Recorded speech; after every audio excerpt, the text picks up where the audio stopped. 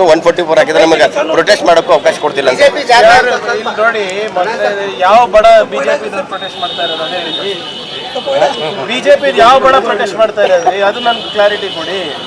ವಕ್ತು ಒಂದು ಬಡ ಮಾಡ್ತಾರೆ ಅಂತ ಹೇಳಿದ್ರು ಮಾಡಿಲ್ಲ. ಇನ್ನ ಒಂದು ಯಾವುದೋ ಬೇರೆ ದರ ಏರಿಕೆ ಬಗ್ಗೆ ಮಾಡ್ತೀನಿ ಅಂತ ಮಾಡಿಲ್ಲ. ಈಗ ಉದಯಗಿರಿ ಬಗ್ಗೆನೂ ಮಾಡ್ತಾ ಇದ್ದಾರಂತೆ. ಯಾವ್ದು ಬಣದ ಪ್ರೊಟೆಸ್ಟ್ ಇದೆ ಅಂತ ಗೊತ್ತಾದ್ರೆ ನಾವು ಹೇಳ್ಬೋದು.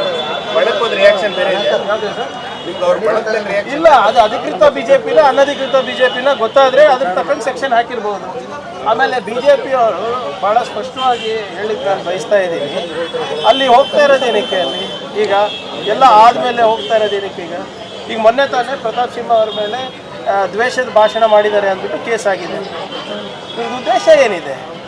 ಕರ್ನಾಟಕದಲ್ಲಿ ಕಾನೂನು ಸುವ್ಯವಸ್ಥೆ ಹಾಳು ಮಾಡಬೇಕಂತ ದುರುದ್ದೇಶದಿಂದನೇ ಇವರೆಲ್ಲ ಮಾಡ್ತಾ ಇರೋಲ್ಲ.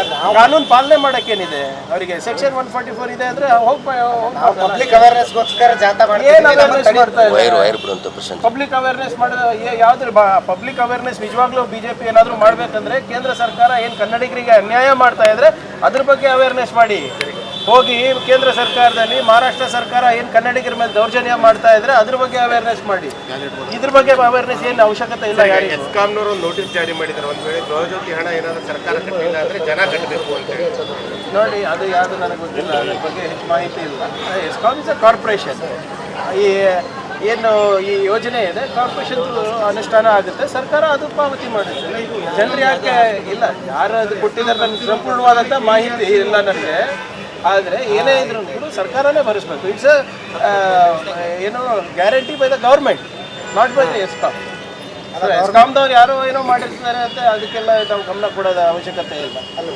ಎಸ್ಕಾಮಿಂದ ಏನಾಗ್ತಾ ಇದೆ ಅದನ್ನು ಪಾವತಿ ಮಾಡೋದು ನಮ್ಮ ಜವಾಬ್ದಾರಿ ಆಗುತ್ತೆ. ವಿಜೇಂದ್ರ ಅವ್ರ ದಿವಾಳಿ ಆಗಿದೆ. ಫಸ್ಟ್ ಅವ್ರ ಏನು ದಿವಾಳಿತನ ಅವ್ರ ಪಾರ್ಟಿನಲ್ಲಿದೆ ಅದ್ರ ಬಗ್ಗೆ ಮಾತಾಡಲಿ. ಕೇಂದ್ರದಿಂದ ಆಗ್ತಾ ಇರುವಂಥ ಅನ್ಯಾಯ ಏನಿದೆ ನಮ್ಮ ರಾಜ್ಯಕ್ಕೆ ಅದ್ರ ಬಗ್ಗೆ ಮಾತಾಡಲಿ. ಸುಮ್ಮನೆ ಪಾಪರ್ ಸರ್ಕಾರ, ಆ ಸರ್ಕಾರ, ಈ ಸರ್ಕಾರ ಅಂತ ಹೇಳ್ತಾ ಇದ್ದಾರಲ್ಲ. ಇನ್ನೇನು ಮುಂದಿನ ಶನಿವಾರ ಬರಲಿ, ಅವರಿಗೂ ಆಹ್ವಾನ ಮಾಡ್ತೀನಿ. ಕಲ್ಯಾಣ ಕರ್ನಾಟಕ ವತಿಯಿಂದ ಬೋರ್ಡ್ ವತಿಯಿಂದ 1000 ಕೋಟಿ ರೂಪಾಯಿದು ಕಲ್ಯಾಣ ಪಥ ಉದ್ಘಾಟನೆ ಆಗ್ತಾ ಇದೆ.